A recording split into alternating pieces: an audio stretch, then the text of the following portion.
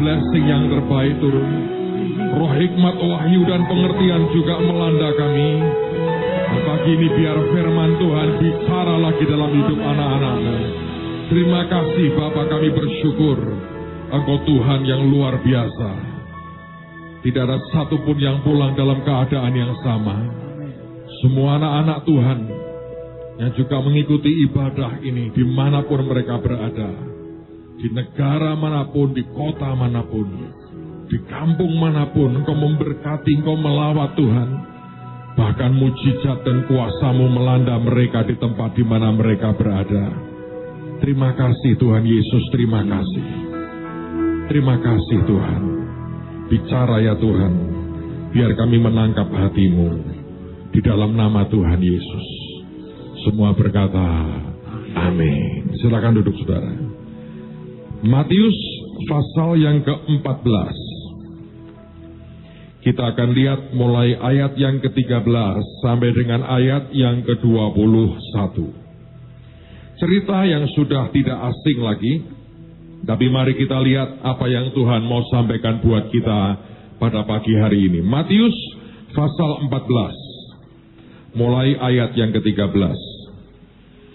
Setelah Yesus mendengar berita itu, menyingkirlah ia dari situ dan hendak mengasingkan diri dengan perahu ke tempat yang sunyi. Tetapi orang banyak mendengarnya dan mengikuti dia dengan mengambil jalan darat dari kota-kota mereka. Ketika Yesus mendarat, ia melihat orang banyak yang besar jumlahnya. Maka tergeraklah hatinya oleh belas kasihan kepada mereka, dan ia menyembuhkan mereka yang sakit. Menjelang malam, murid-muridnya datang kepadanya dan berkata, tempat ini sunyi dan hari sudah mulai malam. Suruhlah orang banyak itu pergi supaya mereka dapat membeli makanan di desa-desa. Tetapi Yesus berkata kepada mereka, tidak perlu mereka pergi, kamu harus memberi mereka makan. Jawab mereka, yang ada pada kami di sini hanya 5 roti dan 2 ikan. Yesus berkata, bawalah kemari kepadaku. Lalu disuruhnya orang banyak itu duduk di rumput, dan setelah diambilnya 5 roti dan 2 ikan itu, Yesus menengadah ke langit dan mengucap berkat, lalu memecah-mecahkan roti itu dan memberikan kepada murid-muridnya. Lalu murid-muridnya membagi-bagikannya kepada orang banyak. Dan mereka semua makan sampai kenyang. Kemudian orang mengumpulkan potongan-potongan roti yang sisa 12 bakul penuh. Yang ikut makan kira-kira 5.000 laki-laki, tidak termasuk perempuan dan anak-anak. Saudara sekalian, ini merupakan sebuah cerita yang saya percaya kita sudah banyak membacanya. Apa yang membuat pada hari itu terjadi sebuah multiplikasi atau pelipat gandaan? Pagi ini saya mau bicara tentang 2 hal, tetapi yang terutama kita mau bicara tentang satu kata yang namanya echo. Saudara, kalau saya merenungkan ayat ini, semalam saya membaca ayat ini seperti yang Tuhan mau, dan dia berkata, engkau sampaikan.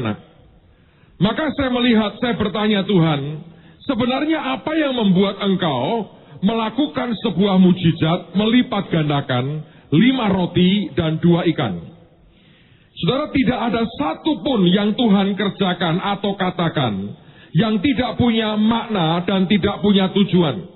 Semua yang Tuhan kerjakan, semua yang Tuhan katakan, semua yang Tuhan ungkapkan, semuanya punya pengertian.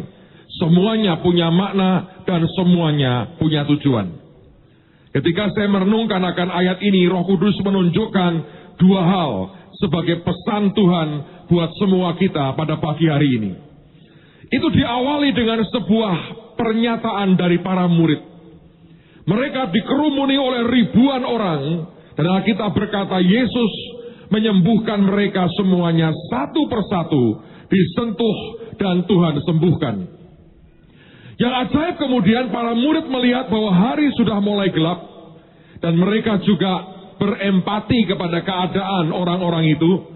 Lalu mereka berkata kepada Yesus, dia berkata, Tuhan, hari sudah malam, mereka ini belum makan. Suruhlah mereka pergi supaya mereka bisa membeli makanan di desa-desa. Bukankah itu sebuah empati, perasaan yang menurut saya sangat positif. Artinya mereka berkata, Tuhan, kita sudah melayani mereka dari sejak berhari-hari. Di bagian lain dikatakan bahkan mereka makan pun tidak sempat. Mereka melayani ribuan orang yang datang kepada Yesus. Dan Tuhan mendoakan mereka, melayani mereka, menyembuhkan mereka semuanya satu persatu. Dari pagi sampai kemudian menjelang malam. Dan mereka seakan berkata, kita sudah berikan semua yang terbaik yang kita punya untuk melayani mereka. Sekarang waktunya buat mereka untuk pulang, makan, dan urus diri mereka sendiri. Pada waktu itulah Tuhan berkata begini, tidak usah kau suruh mereka pergi, kamu harus memberi mereka makan. Saudara sekalian, mujizat pelipat gandaan adalah dimulai ketika kita mau yang namanya becoming more than ourselves. Menjadi sesuatu yang lebih dari diri sendiri. Sesuatu yang lebih daripada sekedar untuk kebutuhan kita sendiri. Kalau kita berdoa, Tuhan lipat gandakan yang aku ada hari ini. Maka saudara harus mendengar pernyataan Tuhan. Disampaikan bukan kepada murid-murid yang jahat loh. Mereka punya hati yang berbelas kasihan. Paling tidak jangan sampai mereka pingsan karena kelaparan.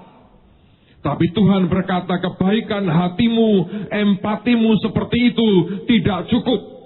Kita harus masuk yang namanya becoming more than ourselves. Menjadi lebih daripada diri kita sendiri. Dan hanya dengan itu, maka awal sebuah pelipat gandaan akan terjadi.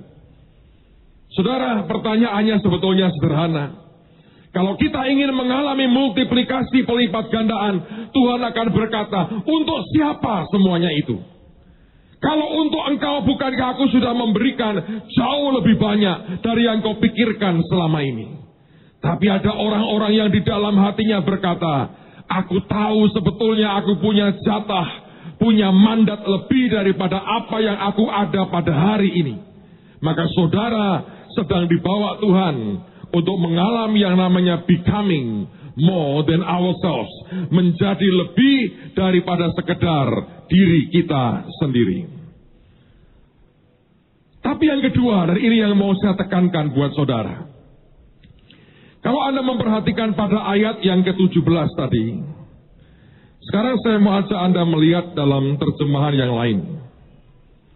Dikatakan begini, and they say unto him, dan mereka berkata kepadanya, we have here but 5 loaves and 2 fishes. Yang kami ada sekarang ini adalah hanya 5 roti dan 2 ikan. Kata kami ada, we have. Kata ada artinya kami ini punya. Ini menarik sekali. Kami punya. Saudara, ketika kalau Anda sempat Anda pelajari kata memiliki atau have atau punya. Apa artinya punya? Saudara, kalau orang Indonesia punya istilah. Oh, dia anaknya orang berada. Aneh kok berada itu apa? Artinya apa? Ada apanya? Hah?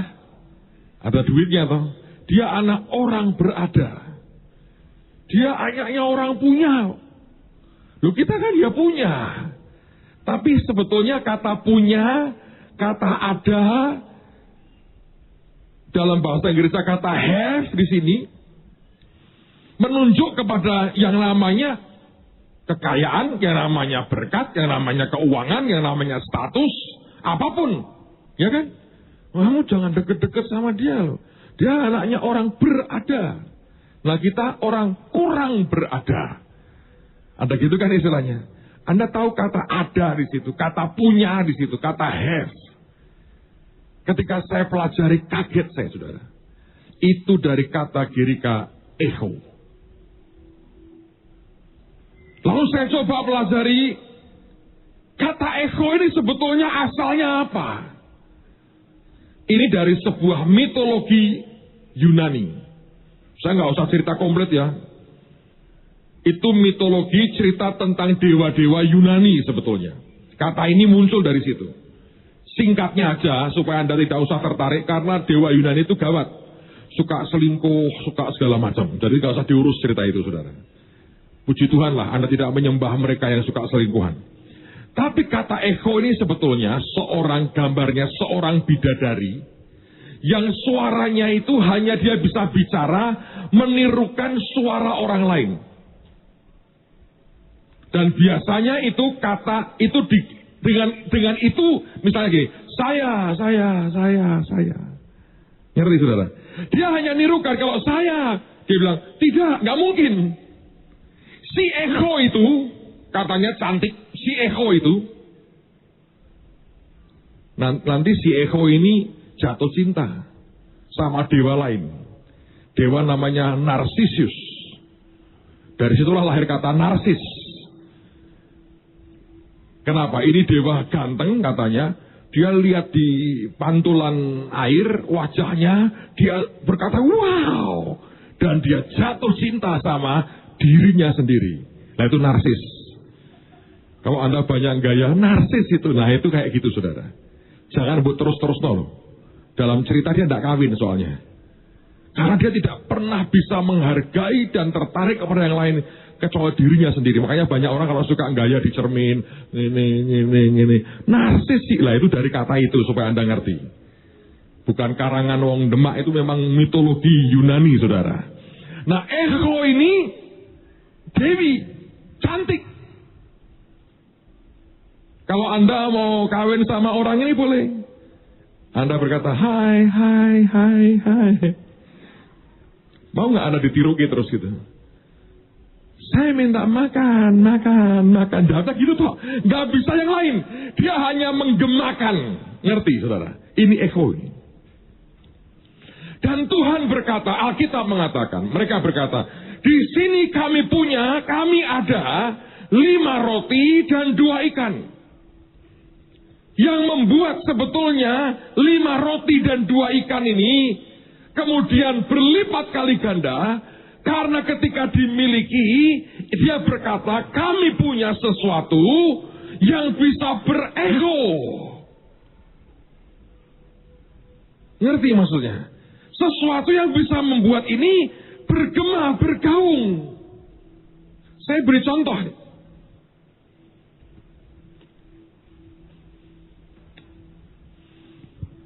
Saya berkata, saya punya iPad. Kalau saya berkata saya punya iPad, apakah ini berarti saya memang punya? Di depan Tuhan belum tentu. Tapi kalau iPad ini tiap hari saya buka, saya pakai untuk belajar firman dengan semua yang ada di dalamnya. Dan hari ini iPad ini saya buka lagi, saya pakai untuk membaca Alkitab, untuk saya bisa perdengarkan suara Tuhan kepada saudara, maka iPad saya ini punya echo. Iya kan? Kan tadi saya ajak Anda membaca firman, saya baca ayatnya, maka iPad ini punya fungsi bergema, berecho sampai Anda yang di ujung-ujung sana, Anda mendengar yang saya bacakan. Itu artinya saya punya. Mungkin suatu hari saya pinjamkan Pak Hasto ketika dia membutuhkan sesuatu. Dia berkata, Pak, saya mesti lihat di internet.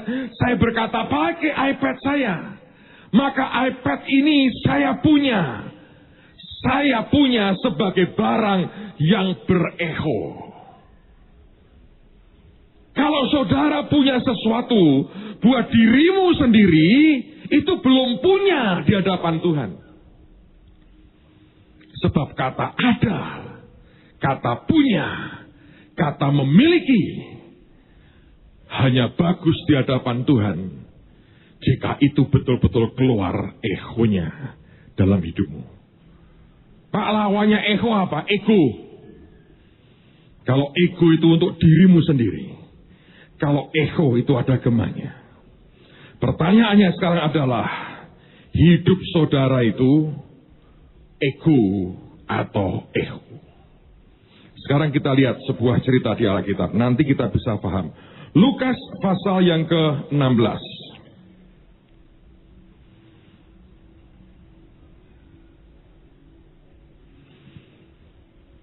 Injil Lukas pasal yang ke-16.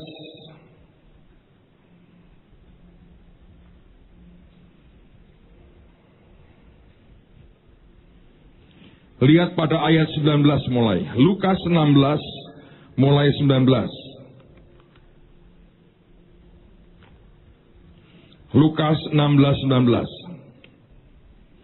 Ada seorang kaya yang selalu berpakaian jubah ungu dan kain halus. Dan setiap hari ia bersukaria dalam kemewahan. Dan ada seorang pengemis bernama Lazarus, badannya penuh dengan borok, berbaring dekat pintu rumah orang kaya itu, dan ingin menghilangkan laparnya dengan apa yang jatuh dari meja orang kaya itu. Malahan anjing-anjing datang dan menjilat boroknya. Kemudian matilah orang miskin itu, lalu dibawa oleh malaikat-malaikat ke pangkuan Abraham.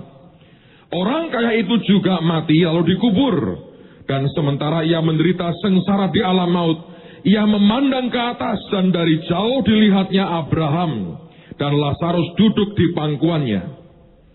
Anda bisa membayangkan betapa kurusnya Lazarus ini dan betapa gendutnya Abraham bisa memangku Lazarus. Lalu ia berseru, katanya, "Bapa Abraham, kasihanilah aku.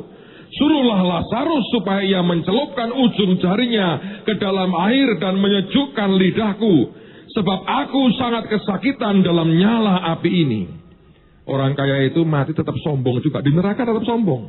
Lazarus tetap disuruh-suruh sama dia. Abraham pun disuruh-suruh, saudara. Makanya nggak tahan Abraham, lu ke neraka aja lah daripada gua disuruh-suruh. Tetapi Abraham berkata, "Anak, ingatlah bahwa engkau telah menerima segala yang baik sewaktu hidupmu, sedangkan Lazarus segala yang buruk. Sekarang ia mendapat hiburan dan engkau sangat menderita. Selain daripada itu, di antara kami dan engkau terbentang jurang yang tak terseberangi, supaya mereka yang mau pergi dari sini kepadamu ataupun mereka yang mau datang dari situ kepada kami tidak dapat menyeberang."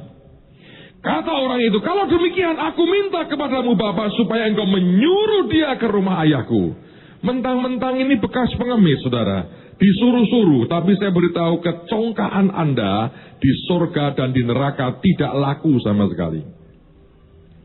Alkitab mengatakan, sebab masih ada 5 orang saudaraku, supaya ia memperingati mereka dengan sungguh-sungguh, agar mereka jangan masuk kelak ke dalam tempat penderitaan ini. Tetapi kata Abraham, ada pada mereka kesaksian Musa dan para nabi. Baiklah mereka mendengarkan kesaksian itu. Jawab orang itu, "Tidak, Bapak Abraham, tetapi jika ada seorang yang datang dari antara orang mati kepada mereka akan bertobat." Kata Abraham kepadanya, "Jika mereka tidak mendengarkan kesaksian Musa dan para nabi, mereka tidak juga akan mau diyakinkan sekalipun oleh seorang yang bangkit dari antara orang mati." Pertanyaannya adalah, mengapa orang kaya ini masuk neraka dan orang miskin ini masuk surga? Sebagian orang mengatakan, ya oleh karena dia tidak bertobat. Mungkin. Tapi salah satu faktornya adalah, semua yang Tuhan percayakan kepada orang kaya ini semata-mata buat egonya dan tidak punya ego. Bayangkan dia pesta pora setiap hari dalam kemewahan. Ada orang pengemis di halamannya tidak merasakan ego daripada kemewahannya. Bayangkan ketika orang itu penuh luka dan borok, kekayaan yang dimiliki orang kaya ini bukanlah sebuah ego, tapi lebih kepada sebuah ego. Yang merawat bukan dia, tapi anjingnya yang menjilati akan boroknya. Dan kalau Anda membaca cerita itu, sangat jelas bahwa orang kaya itu ngerti siapa pengemis itu. Karena ketika di neraka dia bisa ngerti, itu Lazarus yang biasa ngemis di depan rumahku. Anda bisa ngerti itu. Ini yang Alkitab berkata, kalau kita tidak memiliki, artinya tidak ada echo dalam kehidupan kita. Artinya apa yang Tuhan berikan buat kita tidak bisa punya gema kepada orang lain. Saudara dianggap tidak memiliki. Dari cerita ini kita mengerti cerita tentang orang kaya yang bodoh, yang menimbun harta buat dirinya sendiri. Tidak ada gema, tidak ada echo dari apa yang dia punya, sehingga tidak ada orang lain menikmati akan minimal echo, gema dari apa yang dia punya. Saudara, Anda mungkin seorang dokter, Anda mungkin seorang profesional apapun, arsitek dan sebagainya. Tuhan memberikan begitu banyak keajaiban dalam kehidupan Anda. Pertanyaannya adalah, apakah itu memiliki yang artinya echo atau ego dalam kehidupan kita? Saya berdoa setiap kali Tuhan memandang kita, Dia mengatakan apapun yang aku berikan kepadanya, ternyata itu sebuah echo, sebuah gema yang terus dan tidak akan pernah selesai. Saya bersyukur misi red carpet hampir tuntas, saudara. Sampai dengan catatan kita kemarin sudah sekitar 120-an negara yang kita kunjungi dan kita berkati. Saya bersyukur itu. Artinya apa yang Tuhan percayakan buat kita, bahkan nama yang Dia percayakan. Ingat, lebih dari 20 tahun lalu waktu kita memulai gereja ini, Tuhan yang beri nama Injil Kerajaan. Bahkan nama yang Tuhan berikan kepada kita. Dan hari ini kita berkata, kami punya nama ini. Hari ini kita bisa berkata, Tuhan, ini bukan kekayaan buat ego, tapi ini kekayaan yang echo. Anda lihat gambar ini bagus sekali. Apa yang Tuhan percayakan buat kita hari ini. Lihat echonya keluar dari bangsa ini. Anda lihat sampai seluruh dunia. Echo. Echo. Semua persembahan saudara, echo. Anda memberikan waktumu dan hidupmu. Lihat yang terjadi ketika engkau memberikan berkata, saya pergi Pak. Anda jadi echo seluruh dunia. Tahukah Anda ada pulau-pulau kecil yang tidak jelas namanya, yang aneh-aneh di sini. Tiba-tiba dengar Indonesia. Ada pulau kecil namanya Solomon Island yang diyakini Salomo kapal-kapalnya pernah ke sana. Ada orang-orang yang mengaku dirinya keturunan Yahudi walaupun kulitnya hitam. Tidak tahu ada seorang bernama Presiden Hasto yang tiba-tiba datang, nongol bawa ransel sendirian sampai ke Solomon Island. Suara serak-serak seksi, tapi nyampe ke Solomon Island. Itu echo. Daripada kalau Anda punya suara melengking bergetar hanya untuk ego. Hari ini teman-teman kita sebagian sedang berjuang di Nicaragua, sedang berjuang di El Salvador. Pak Yos baru pulang dari mana lagi, Meksiko, Panama, dan Costa Rica. Negara yang saya tidak pernah ke sana. Echo. Anda boleh pilih Anda punya ego, Anda atau kita berkata, aku mau punya echo. Beberapa hari yang lalu saya ajak beberapa teman nonton film. Namanya Captain Phillip yang main Tom Hanks. Pak, kok rohani banget, jelas saudara. Itu cerita tentang kapal Amerika yang dibajak oleh pembajak Somalia.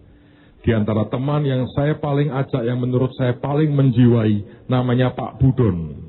Dia baru pulang dari Ethiopia, dan Somaliland, itu bagian dari Somalia. Dia nonton berkata, persis Pak kondisinya. Hey Iris, no problem Iris, everything will be okay. Dia bawa AK-47 saudara, dia membaca kapal Amerika. Dan itu diceritakan sangat gamblang. Saya ketika lihat itu saya dengar, saya berkata, jangan dilihat di Kebudon, puji Tuhan, sudah balik nih Semarang ini, puji Tuhan. Kalau dia nonton sebelum berangkat, ceritanya akan berbeda. Dan di sana ditanya loh saudara, ditanya. Beliau kan harus ngurus visa balik ke Ethiopia, dari Ethiopia dia harus ke Somalia. Dari Somalia, dia minta visa lagi ke Ethiopia. Ngurus visa 30 menit, begitu keluar, ada penjaganya. Semua orang berkeliaran pakai AK-47. Digelangi, dikasih permen. Ini orang bawa senapan berkata begini, kamu dari mana? Indonesia. Oh, Indonesia sama dengan kita. Coba kamu Kristen, buat tembak kamu sekarang. Loh, itu ancaman berkali-kali loh saudara. Atau kita berkata, saya di rumah aja Pak.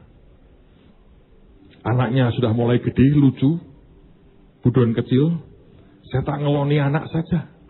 Pas lucu-lucunya, itu ego. Ada yang berkata begini, enggak lah, saya mau ego.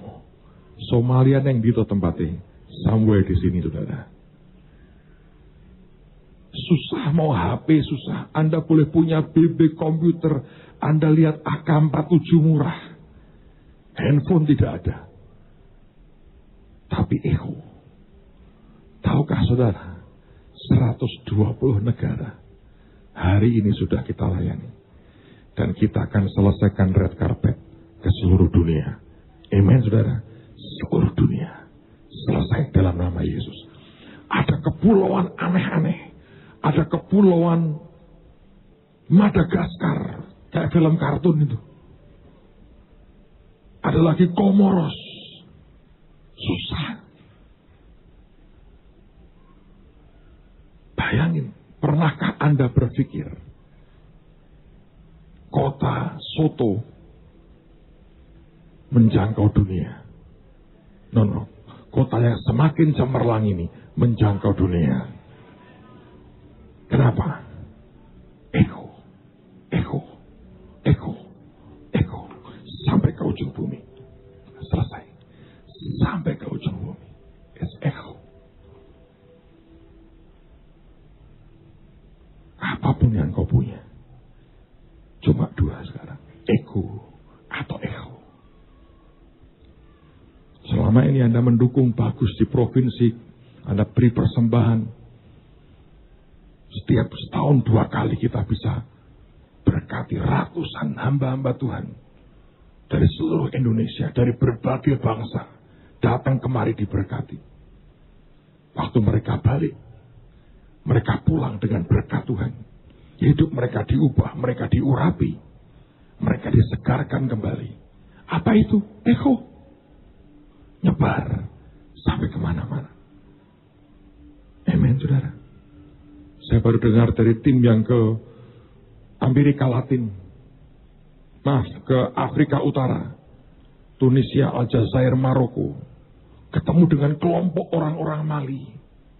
Anda tahu di Mali sedang perang sekarang. Beberapa negara kita belum bisa masuk, lagi perang.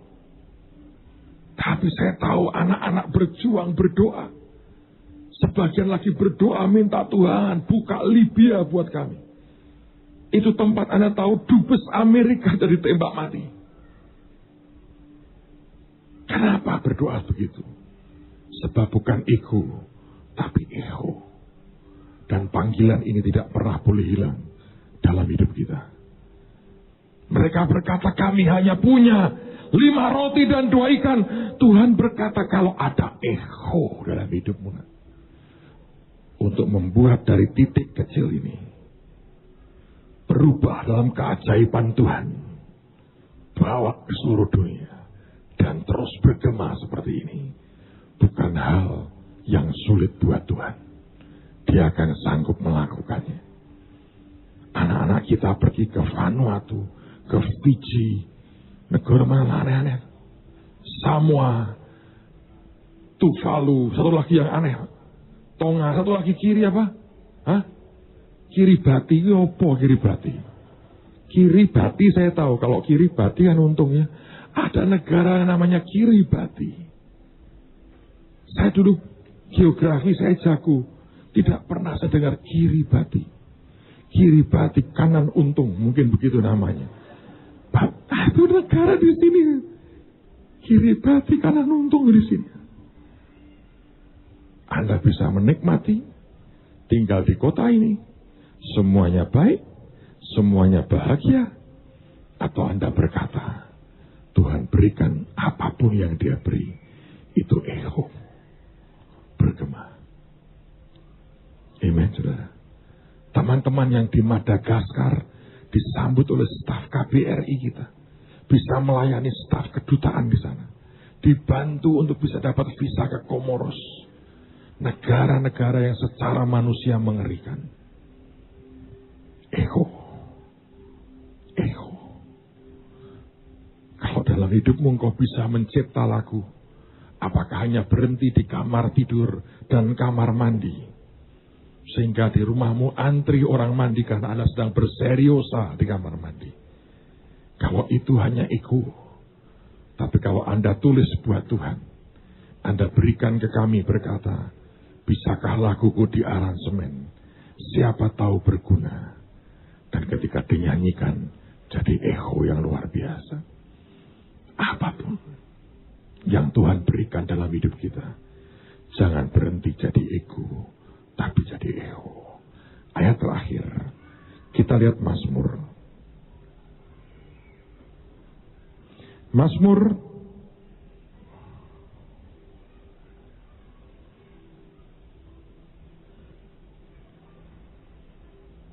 Mazmur pasal yang ke-19.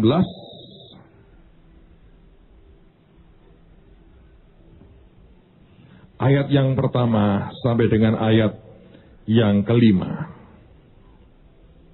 Untuk pemimpin biduan, Mazmur Daud. Langit menceritakan kemuliaan dan cakrawala memberitakan pekerjaan tangannya. Hari meneruskan berita itu kepada hari dan malam menyampaikan pengetahuan itu kepada malam. Apa ini? Echo. Tidak ada berita yang tidak dan tidak ada kata. Suara mereka terdengar, tetapi gema mereka terpancar ke seluruh dunia dan perkataan mereka sampai ke ujung bumi. Ia telah memasang kemah di langit untuk matahari yang keluar bagaikan pengantin laki-laki yang keluar dari kamarnya, girang bagaikan pahlawan yang hendak melakukan perjalanannya. Kalau Anda perhatikan, tetapi gema mereka terpencar ke seluruh dunia dan perkataan mereka sampai ke ujung bumi. Echo. Buat saya ini sebuah kehormatan yang menurut saya langka diberikan. Tapi Tuhan berikan, anugerahkan buat kita. Saya ingin berterima kasih. Saudara adalah umat yang mau punya echo dalam hidupmu. Biarkan multiplikasi Tuhan turun dalam hidup Anda dan saya. Makin kuat, makin luar biasa. Yang percaya katakan amin. Tutup Alkitab saudara. Mari kita berdiri bersama-sama. Terima kasih Tuhan.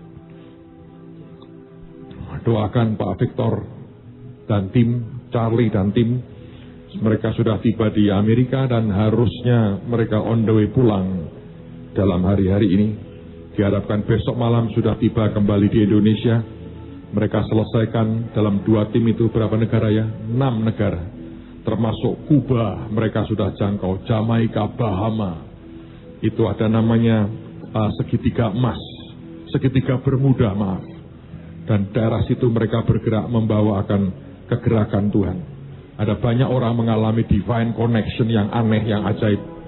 Kita sudah tahu Eropa kerjasama dengan semua tim Bahtera lain sudah hampir tuntas.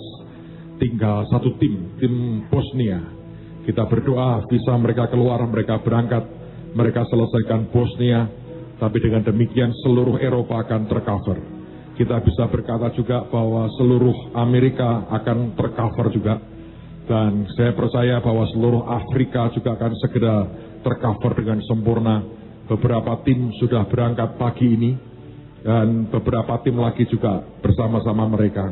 Bantu doa, ada tim yang akan ke Brasil dan Uruguay kalau tidak salah. Bantu doa nanti di November ada tim yang akan berangkat ke Argentina. Dan akhir bulan kita akan melayani di minggu depan tim yang ke Qatar berangkat. Kita berharap segera yang ke Bahrain.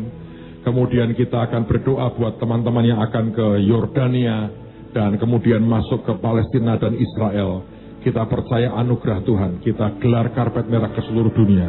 Tidak ada orang yang menyangka bahwa ini terjadi dan tuntas.